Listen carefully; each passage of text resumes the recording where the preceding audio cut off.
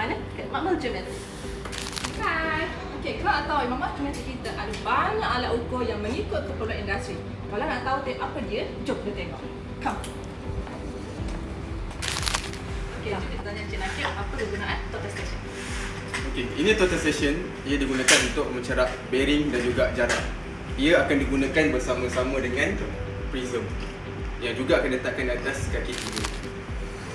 Apa pula alat ni? Jom kita tanya Encik Amir.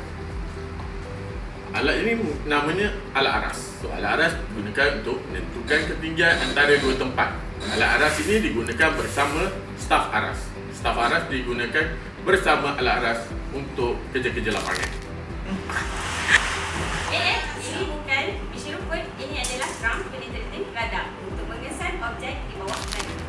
Okey, ini pula adalah alat pipe cable locator PCL.